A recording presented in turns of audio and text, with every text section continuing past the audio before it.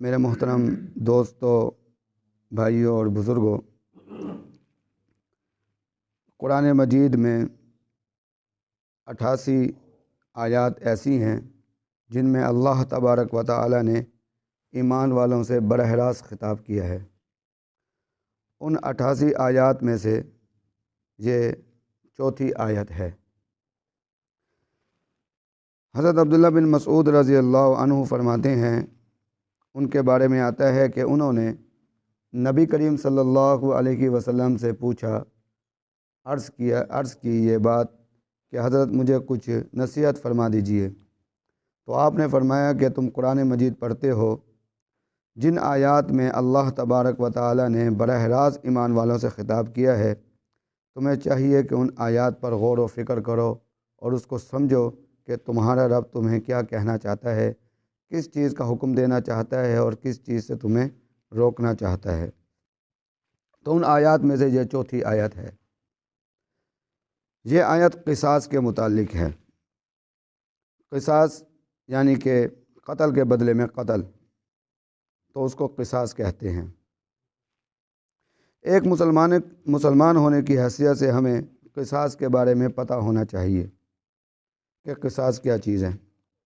پہلے اس آیت کا ترجمہ کر لیتے ہیں، پھر اس کے بعد اس کی مختصر تفسیر ہوگی۔ یا ایھا الذین آمنوا، اے ایمان والو، کتب علیکم القصاص فی القتلی، تم پر قصاص فرض کیا گیا مقتولین کے بارے میں۔ الحر بالحر، آزاد کے بدلے میں آزاد، والعبد بالعبد، غلام کے بدلے میں غلام، والانثی بالانثی، عورت کے بدلے میں عورت۔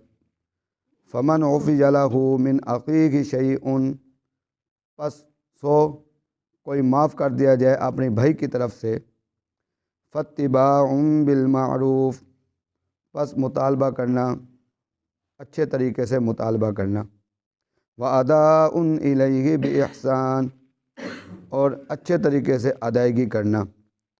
ذالک تخفیف من ربکم ورحمہ، یہ جو کمی ہے یہ تخفیف ہے، تمہارے رب کی طرف سے ہے اور رحمت ہے۔ فمن اعتدی بعد ذالک، پس جس نے زیادتی کی اس کے بعد، فلہ عذاب علیم، پس اس کے لیے دردناک عذاب ہے۔ یہ اس کا ترجمہ تھا۔ اب اس کی مختصر تفسیر۔ یا ایھا الذین آمنوا، اے ایمان والو، کتب علیکم القصاص، قصاص تم پر فرض کیا گیا۔ قصاص یہ ہے کہ جب کوئی آدمی کسی آدمی کو قتل کر دے جان بوجھ کر، تو قتل کے بدلے میں قتل، یعنی کہ اس کو بھی اس کے بدلے میں قتل کیا جائے گا۔ یہ بات فرض کر دی گئی ہے ہم پر۔ اور اگر کوئی آدمی معاف کرنا چاہے، ورثاء میں سے کوئی معاف کرنا چاہے، تو پھر دیت واجب آ جاتی ہے، لازم آ جاتی ہے کہ دیت ادا کرے، اور دیت جو ہے وہ 100 اونٹ ہے۔ اور معاف جو ہے ورثاء میں سے اگر ایک وارث بھی جو مقتول فوت ہو گیا ہے، جو مقتول ہوا ہے، اس کا ایک وارث بھی اگر معاف کر دے تو پھر قصاص ختم ہو جاتا ہے اور اس پر دیت لازم آ جاتی ہے۔ دیت کے بارے میں بھی ورثاء کی مرضی ہے، اگر وہ چاہیں تو دیت بھی معاف کر سکتے ہیں۔ تو یہاں پر قصاص سے یہی مراد ہے۔ الحر بالحر، آزاد کے بدلے میں آزاد، والعبد بالعبد، غلام کے بدلے میں غلام، والانثی بالانثی، عورت کے بدلے میں عورت۔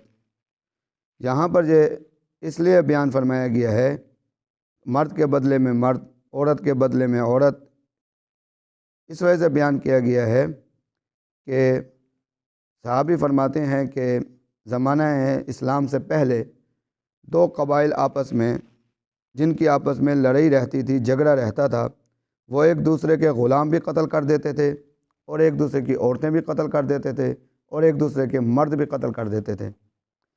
جب وہ اسلام کا زمانہ آیا تو دونوں قبیلے جو ہیں اسلام میں داخل ہو گئے، تو انہوں نے یہ مطالبہ کیا، ایک قبیلے نے یہ بات کہی کہ کیونکہ ہمارا قبیلہ جو ہے نا عظمت والا ہے، بڑا قبیلہ ہے، تو جتنے ہمارے قصاص اور دیت رہ گئی ہے، جو ہمارے غلام قتل ہوئے ہیں تو ہم غلام کے بدلے میں جو ہے وہ آزاد قتل کریں گے، اور جو ہماری عورتیں قتل ہوئی ہیں تو عورت کے بدلے میں ہم مرد قتل کریں گے۔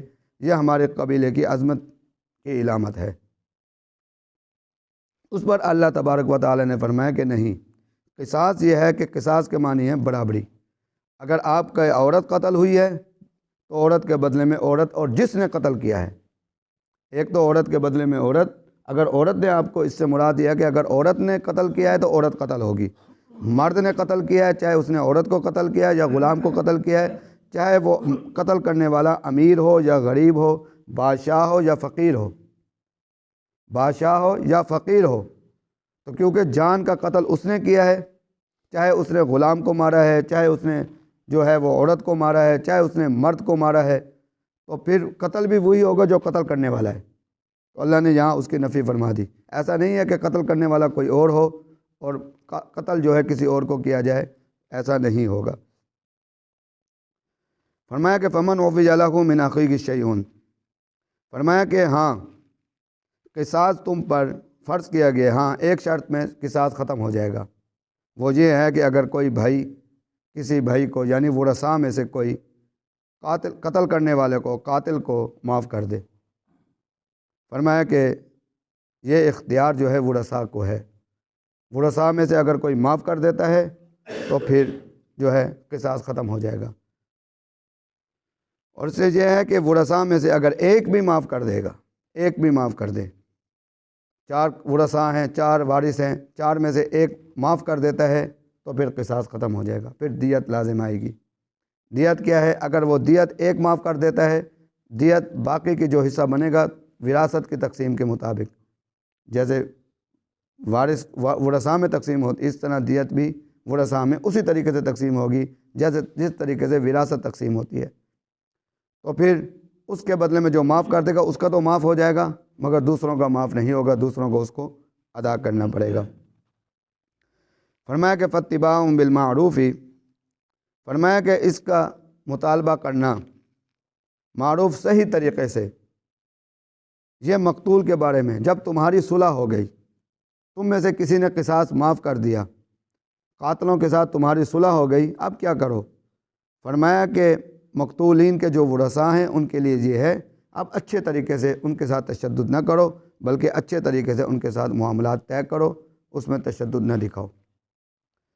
وَأَدَاءٌ إِلَيْهِ بِإِحْسَان، فرمایا کہ اچھے طریقے سے تم ادائیگی کرو یہ قاتلوں کے بارے میں جنہوں نے قتل کیا ہے، کہ جب تمہاری صلح ہو گئی اب ایسا نہ ہو کہ تم طے کر لو، طے کرنے کے بعد تم اب ٹال مٹول کرو، پیسے نہ دو اور تم بھاگ جاؤ، چھپ جاؤ، تو یہ بھی مناسب نہیں ہے۔ پھر فرمایا اللہ تبارک و تعالی نے ذالک تخفیف من ربکم ورحمہ، فرمایا کہ یہ جو تخفیف ہے، تو قصاص ہم نے تم پر قصاص کو فرض کیا، پھر تخفیف دے دی کہ اگر تم آپس میں صلح کر لو تو دیت دے سکتے ہو، دیت ہو سکتی ہے، اور تم ایک دوسرے کو معاف بھی کر سکتے ہو، دیت نہ لو معاف بھی کر، تمہیں اختیار دیا ہے۔ یہ جو تخفیف دی ہے یہ تمہارے رب کی طرف سے رحمت ہے۔ اس کے لیے حضرت عبداللہ بن عباس رضی اللہ عنہ فرماتے ہیں کہ اس سے پہلے جو بنی اسرائیل پر جو اہل تورات ہیں، حضرت موسیٰ علیہ السلام کے قوم ہے، ان پر قصاص ہی فرض تھا۔ فرمایا کہ اس وجہ سے اللہ تبارک و تعالی نے جہاں رحمت کا ذکر فرمایا ہے، تخفیف کو رحمت کا ذکر فرمایا ہے، ان پر قصاص ہی فرض تھا، کہ اگر کوئی کسی کو قتل کر دیتا تو اس کو قتل ہی کرنا ضروری تھا، اس کی نہ معافی تھی نہ دیت تھی۔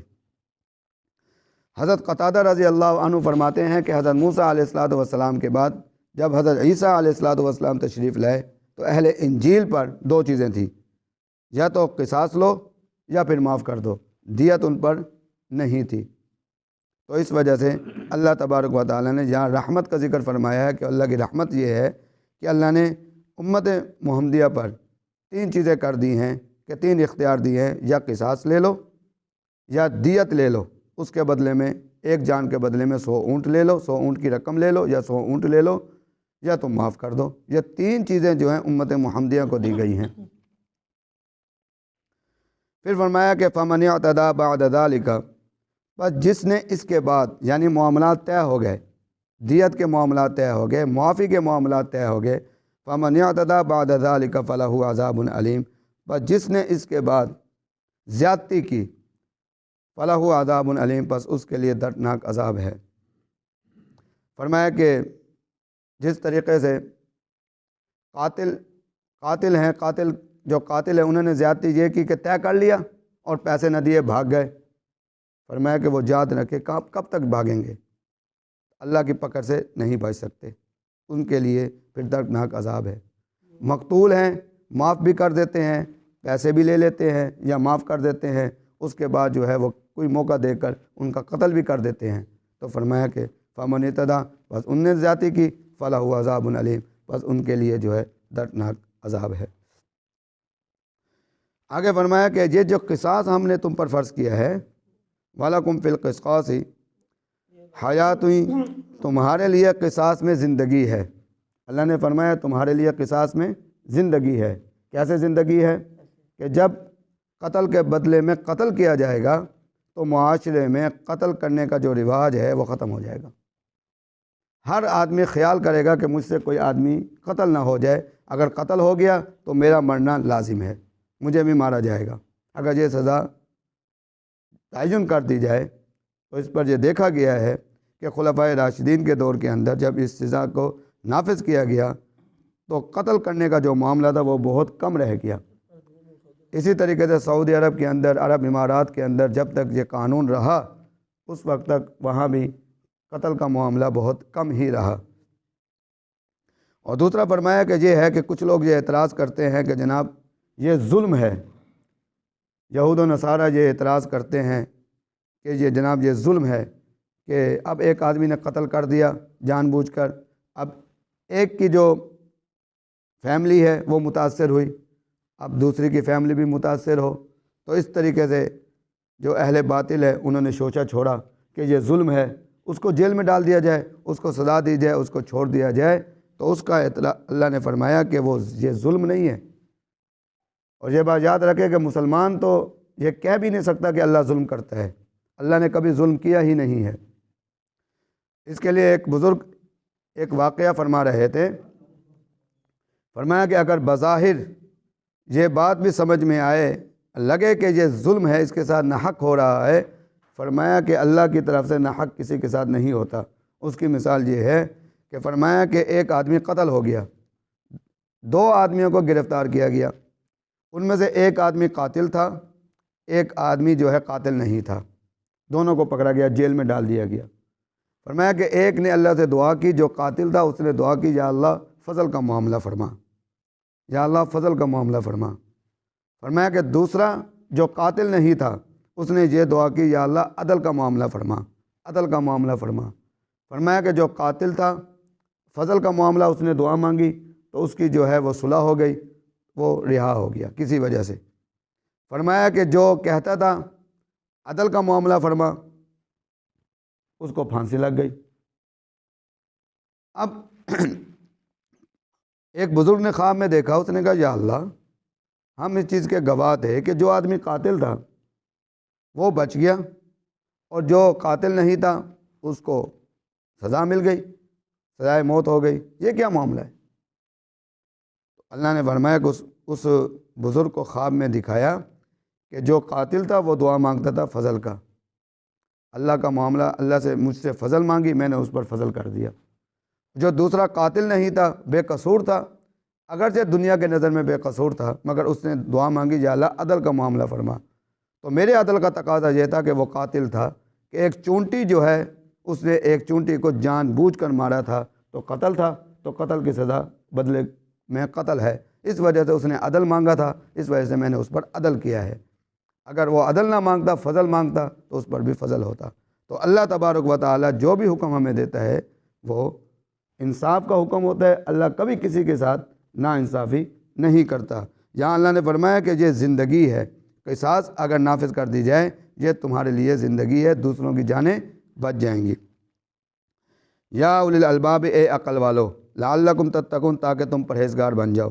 اور آخری بات یہ ہے کہ آج کل ہمارے ہاں رواج یہ ہے کہ ہمارے ملک کا قانون بھی ہے کہ اگر کوئی آدمی کسی کو قتل کرتا ہے اور اس کو عدالت سزا دے دیتی ہے، اس کے بعد وہ اپیل کرتا ہے صدر کو یا وزیر اعظم کو، صدر کو اپیل کرتا ہے، صدر اپنے اختیار کے طور پر اس کو معاف کر دیتا ہے، حالانکہ وہ معاف نہیں کر سکتا۔ معاف کرنے کا حق کس کو ہے؟ ورثاء کو ہے۔ اگر کوئی صدر کوئی سربراہ معاف کر دے گا وہ گناہ گار ہوگا۔ اسی طریقے سے ہم کہتے ہیں، اسی طریقے سے کہا جاتا ہے کہ نبی کریم صلی اللہ علیہ وسلم پر اگر کوئی ان کو خدا نعوذ باللہ من ذالک اگر برا بھلا کہتا ہے، اگر گالی گلوچ کرتا ہے، گالی دیتا ہے، تو نبی نے ہمیں حکم دیا ہے کہ بس اس کو قتل کر دو۔